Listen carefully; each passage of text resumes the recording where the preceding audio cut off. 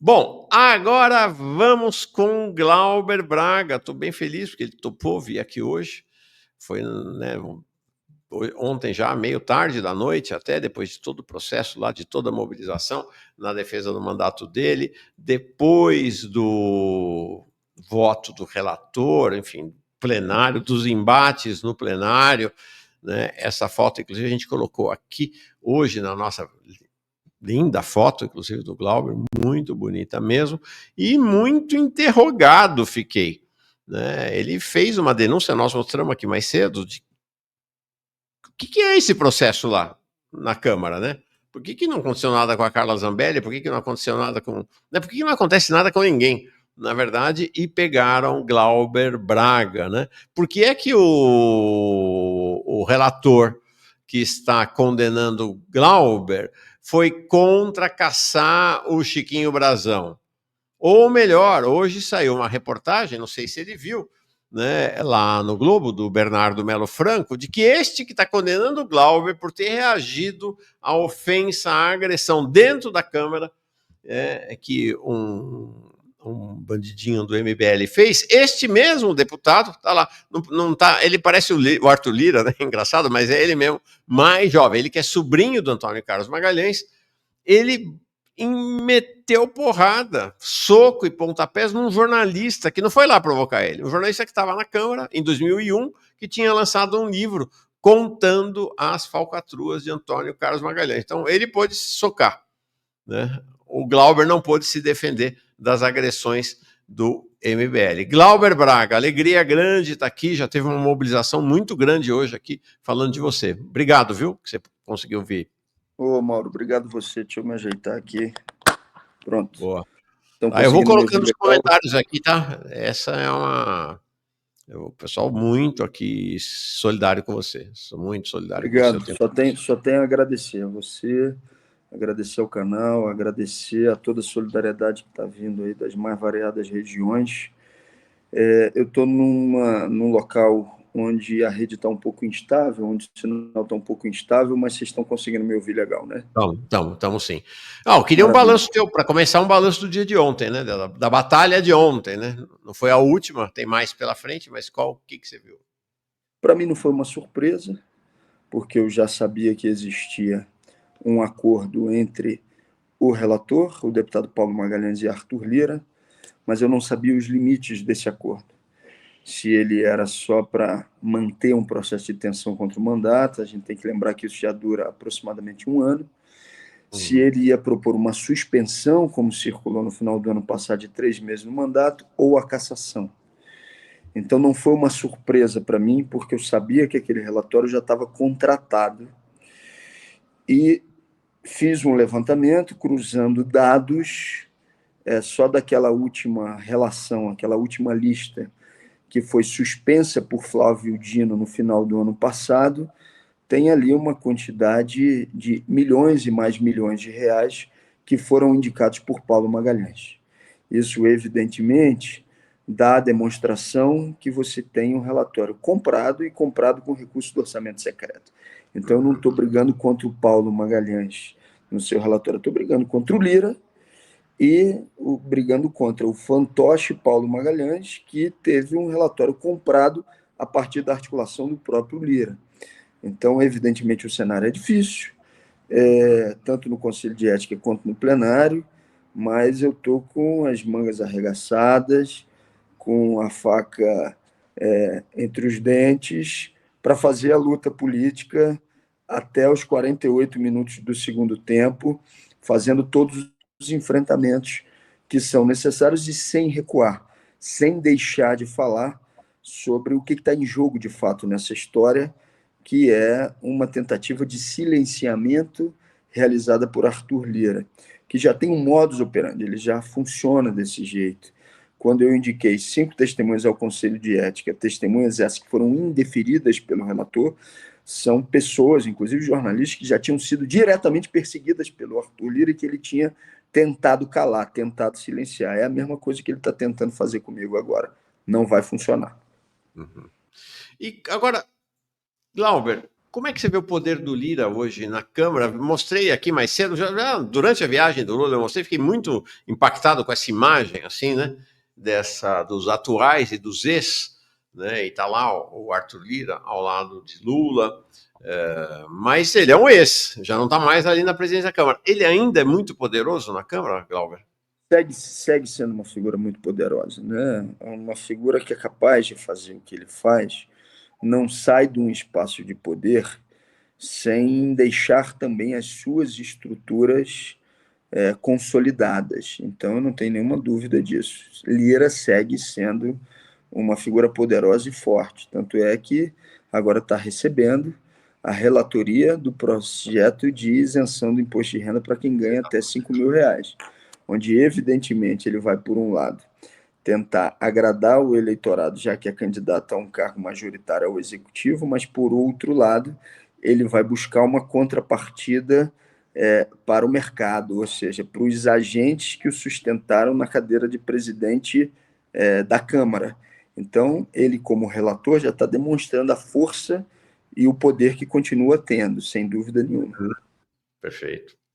Perfeito. Interessante, essa entrega da relatoria do projeto do imposto de renda para ele, não é qualquer um que receberia esse projeto, não. Não é de fato qualquer um. Verônica Nascimento. Você tem alguma dúvida, Mauro, que o Arthur Lira vai negociar os pontos desse projeto para colocar interesse específico do mercado financeiro com o BTG Pactual, com o André Esteves? Eu não tenho nenhuma dúvida. Ele vai fazer exatamente isso. Não, e Glauber, vamos combinar. Não descarta a possibilidade dele também condicionar o caráter do relatório dele à tua cassação. Colocar a tua cassação no meio da negociação desse relatório aí, né? Isso eu não posso afirmar com todas as letras, até para não dar ideia, mas do Lira eu espero qualquer coisa, né? Pois é. Glauber, tem um comentário aqui da Verônica Nascimento. Glauber, Samer, Undina, Fernanda são alguns dos responsáveis por eu não perder a fé na boa política. Gratidão do Nordeste. Glauber fica. Obrigado, Verônica. Um beijo grande. O Glauber, qual é o cenário na comissão de ética? Você prevê chance de vitória na comissão de ética? Eu tenho que prever chance de vitória a partir da articulação com o povo, com os movimentos, com os trabalhadores, né? Agora é um cenário duro, um cenário difícil. Agora, por que eu digo que tem que ter essa esperança baseada na mobilização e na solidariedade das pessoas? Mauro, eles marcaram essa sessão de quarta-feira na segunda-feira. Em 2 dias, aquele plenário estava completamente lotado de gente. Uhum. Então, eu tenho que agradecer as pessoas que eu já estou ouvindo, que estão se mobilizando para a semana que vem, para estarem presentes lá também, né? Eu tenho que acreditar, não só acreditar, porque eu acredito, agradecer a quem está se mobilizando. Sim. Agora, quem nós estamos enfrentando, o inimigo, é muito poderoso. E tem os poderes que já são conhecidos por vocês e denunciados por vocês e por mim há algum tempo. Essa história do orçamento secreto é um escândalo de grandíssimas proporções. Nós estamos falando, o governo tem livre para investimento nos ministérios 200 bilhões de reais. Hoje, de emenda parlamentar, são 50 bilhões. Parte significativa disso, de recursos remanescentes de orçamento secreto que foram diretamente manejados por Arthur Lira. Uhum. Numa cidade só, que é a Lavanderia do Lira, que é o município de Rio Largo, lá em Alagoas, Lira, num espaço de tempo curto, indica 90 milhões de reais de orçamento secreto. Sim. Então, esse poderia é muito grande, né? Mas, evidentemente, eu estou convicto de que a gente pode virar esse jogo, porque nem tudo pode ser previamente dominado ou os scripts serem escritos de véspera, porque a institucionalidade não entende, muitas vezes, o que é uma mobilização que vai para além dos seus controles. Sim. Me chamou a atenção ontem, Glauber, acompanhando o seu perfil no Twitter, depois do cenário lá, eu achei, de fato, bastante expressiva a mobilização. Me surpreendeu, por exemplo, acho que 3 ministros de Estado foram lá, né? Uma gama enorme de parlamentares, eu achei bem... Claro, a maioria do próprio PSOL, evidente, do PT, mas achei bem relevante a mobilização. Muita gente comum, vamos dizer assim, né? Eu achei bem interessante a mobilização, fiquei surpreso até. Ontem ficou entre os assuntos mais comentados do Twitter durante quase todo o dia. Ao final do dia, saiu por conta de futebol, e hoje, para minha surpresa, de manhã, quando eu acordo, retornou, né? Ou seja, então tem uma reativação da mobilização nas redes, o que é muito importante, né? Sem dúvida Claro. nenhuma, e meu agradecimento profundo a vocês que estão mobilizando. E, Glauber, então no plenário não dá para saber, né? Se vocês forem derrotados se você for derrotado na comissão de ética, qual o cenário no plenário? Acho que são todas e tem muitas variáveis, né? Me parece incidindo sobre o teu caso. E a mobilização? O que tem de cenário para além das redes? Eu já coloquei aqui mais cedo vou botar de novo, tá, gente? Inclusive o e-mail do Conselho de Ética da Câmara, tá? As pessoas podem escrever para lá também, não é só no Twitter. Quem não tem Twitter tal, pode escrever CEDPA ou CEDPA, que é Conselho de Ética e... não sei agora. Conselho de Ética DPA, E decoro parlamentar. Foro parlamentar, câmara.leg.br. Mas é moleza, tá? Vai no Google e digita Conselho de Ética da Câmara, já vai aparecer o perfil com este e-mail, se você quiser escrever para lá. O que as pessoas podem fazer, então, além dessa expressão nas redes, além dos telegramas, a gente diria no passado, para aqueles parlamentares nas quais elas votaram, dos e-mails, que mobilizações são possíveis e como elas podem se agregar ao movimento na defesa do seu mandato? Todas essas mobilizações são muito importantes, né? Combinado com elas, as mobilizações que estão acontecendo e que estão sendo organizadas nos estados pelas mais diversas forças políticas. Agora, como concentração de energia, o que eu sinto que vai ser uma mobilização vai ser na semana que vem, em Brasília, no Conselho de Ética, né? Então, eu prevejo aí, pelo que eu já estou sentindo, que eu estou vendo a mobilização de estados, inclusive, e pessoas que vão estar se deslocando para Brasília, o que não é fácil, porque é caro, é difícil, requer uma estrutura de mobilização que a gente não tem em comparação com os nossos inimigos, que tem muita grana, tem muito dinheiro, mas como eu estou vendo essa mobilização já acontecendo, eu não posso deixar de aproveitar a audiência aqui do canal para agradecer, porque eu acho que vai ser uma mobilização importante na próxima semana, quando, de fato, o relatório vai ser definitivamente votado no Conselho. Já tem data para a reunião do Conselho ou ainda não? Se eles mantiverem o padrão durante todo esse período de um ano, quarta-feira, 11 horas, quarta-feira, na parte da manhã. E o presidente do Conselho de Ética é também um deputado baiano, né? Também um deputado do Centrão, que é o deputado só que ele é do Magalhães, o Paulo Magalhães é do PSD, o presidente do Conselho é do União Brasil, né? É o Leo Lomanto, não é? Leo Lomanto Júnior. Ambos aparentados de políticos tradicionais, tá? Leo Lomanto Júnior é filho do Leo Lomanto, que foi senador e tal. E o Paulo Magalhães, sobrinho do ACM. Tudo gente de dinastias políticas da Bahia. Como é que tem sido o comportamento do presidente, do Leo Lomanto?